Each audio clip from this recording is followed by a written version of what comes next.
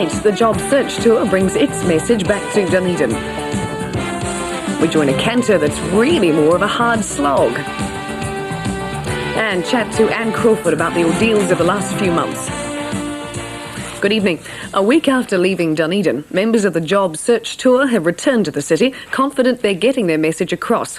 They claim success in removing some of the stigma attached to being unemployed and say they've increased awareness to the extent of the problem. John McDermott reports.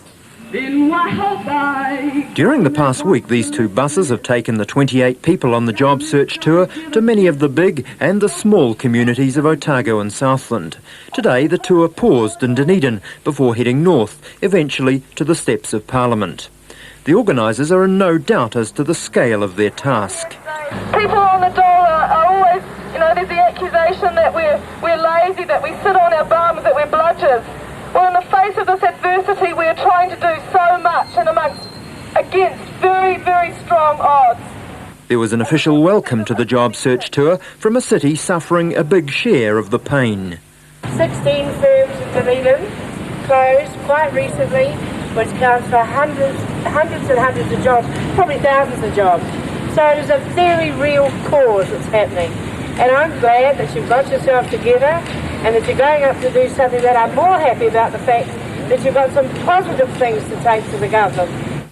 But for all the support the tour has enjoyed, will it make any difference to the number of jobs available? That's a very hard question to answer because the decision lies with the people in power. At the moment, we're faced with them predicting an increase and being quite, having predicted it means that they're quite happy to accept it. So it's very much getting that attitude changed, attacking that attitude, and we're definitely building up momentum. People are expressing their support and their hope towards what we're trying to do. The tour heads to Oamaru tomorrow and will meet up with its North Island equivalent at Parliament in just over a fortnight. The prospect of broadcasting being deregulated next year has fired up a group of people keen that Dunedin should have its own television channel. As Marion Hazen discovered, Embryonic Community Television plans to run locally made programmes on the UHF band. If a dream comes to fruition, Dunedin City could have its own television channel next year. That's if community television can find enough financial backing. It'll take $500,000 to make that dream a reality. But so far, the company's only had a $2,000 community grant to work with. After next year's deregulation, the Broadcasting Corporation can sell time on its Mount Cargill transmitter, but as yet can't name a price. Guiding force for community television is former Play School presenter Ian Kingsford-Smith. He's optimistic the government will lend financial support. They can provide some of the partial funding from the new Broadcasting Commission, but also there'll be limited advertising. There'll be hopefully Arts Council's money, there might be Film Commission money and other government monies. There'll be hopefully private sponsors, companies that we would like to see come and see us, or we can approach them. If community television attracts enough financial support, this is the kind of program it plans to screen.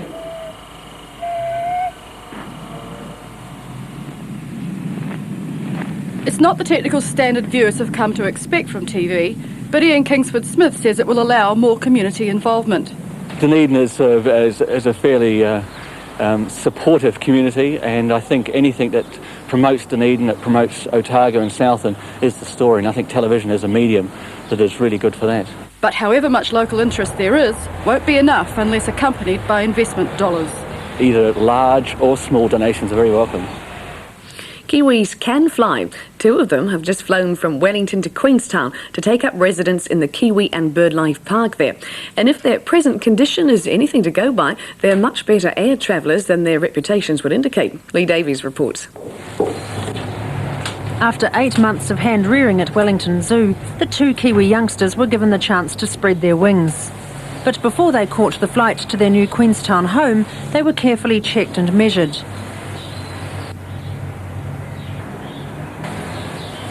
Those sturdy feet and solid little bodies make Kiwis good air travellers, and they had first-class boxes for the flight. The last Kiwi pair to make this trip travelled in the hold. These two were booked into seats of their own. At the Kiwi and Birdlife Park in Queenstown, They were carefully examined before being introduced to their enclosure. Curator Dawn Wilson says they've settled in beautifully, apart from wearing themselves out exploring their surroundings. They went on display to the public for the first time today. A group of enthusiasts got together at Bushy Park, Palmerston yesterday. Quilters from all over the South Island showed off their work in Bushy Park's woolshed. Gaynor Smith was among the hundreds who turned up to admire. Filling an East Otago station woolshed with quilting was a bit of a gamble for the 4-year-old patchwork and quilters group of Otago. They knew they'd get a diversity of exhibits from far and wide.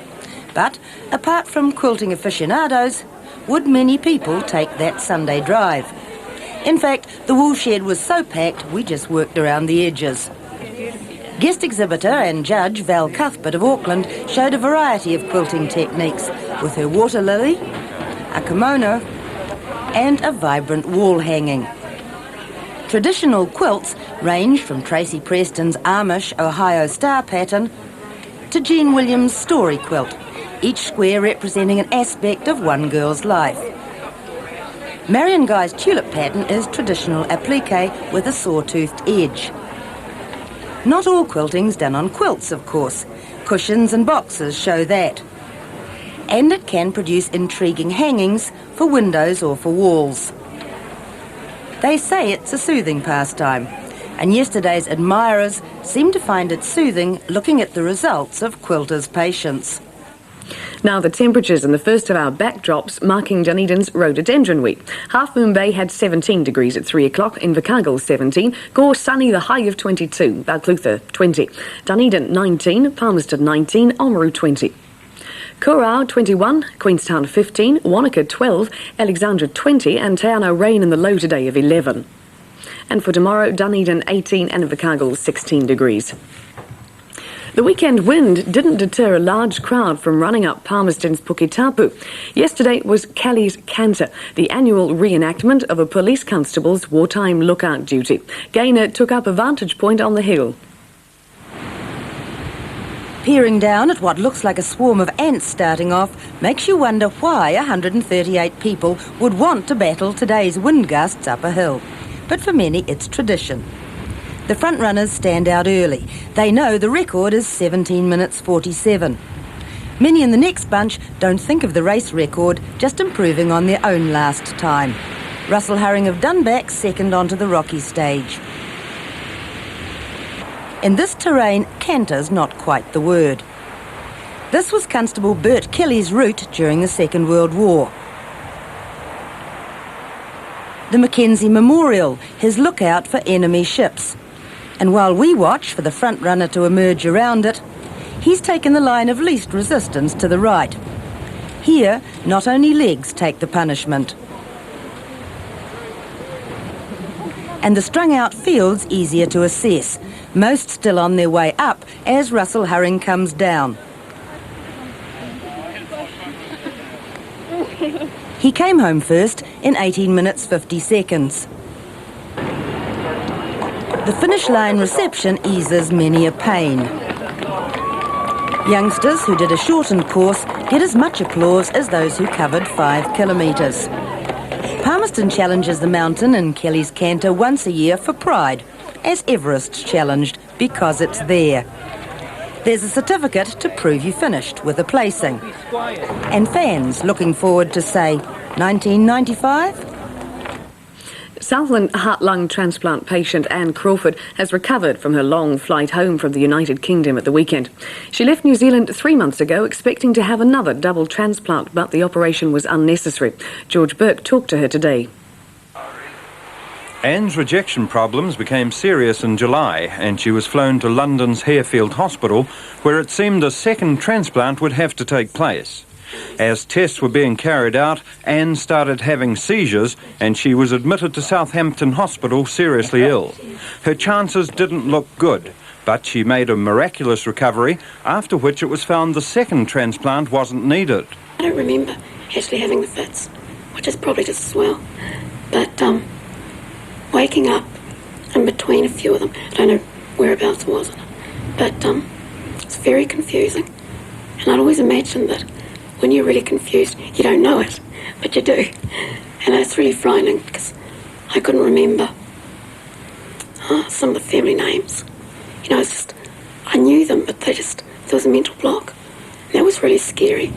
And I had been told that I'd had fits. And I thought, well, gee, there could be brain damage. And I thought, am I going mad? I was really a mess. And I think, to start with, Mum and Dad were quite convinced that something had gone wrong. But after the brain scans, everything's there that was there. Whether that's enough, I don't know. But Anne says she was resigned to having the second major operation, but felt she had something extra to come home to this time, her fiancé, Paul. I went through the last one okay, and I had something extra to pull me this time. And I knew that the last 3 years I've had been just wonderful. And I thought, well, even if it gives me just another 3 years like that. And I talked it over with Paul, and it was well worth it. And you said on Saturday the surgeon said that there possibly is another transplant in the future. Yeah, well, I'm in what you'd probably call like a remission at the moment. They don't know how long it lasts. The ones that have gone like this, he said, are still going fine. So chances are good, but he said he thinks we'll meet again. And he said he'll probably do a bit more needle work on me. So. What sort of an attitude do you think you have to have? Do you think you've got to live one day at a time, or do you think you can plan ahead and look to a future? I was just talking about that last night with Paul, actually. I've just, for so long, never thought beyond 2 years, I suppose. I remember since I was 14, I first got sick, I was thinking, well, about 2 more years. And I'm 27 now, so those 2 more years have dragged nicely. But thinking of marriage now, you have to sort of think of the future. And it's a nice thing to think about. What about children? Is there any chance of that? Well, one heart lung transplant has had a child. She had a few problems afterwards, and she spent a lot of the time, she was pregnant in hospital. But I think at the moment it would be very risky. But I don't plan on doing anything rash because, I mean, the heart lungs are just fairly new anyway. Things are changing so fast that you never know what's ahead of you. And it would be nice. An inspiring lady, Ann Crawford. We'll be back tomorrow night. Good night.